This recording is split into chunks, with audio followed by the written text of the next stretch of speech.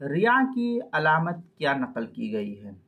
चुनांचे असली रिया की पहचान ये है कि जब आदमी लोगों के सामने हो तो नमाज पढ़े, और जब तन्हाई का मौका हो तो नमाज बिल्कुल ही छोड़ दे।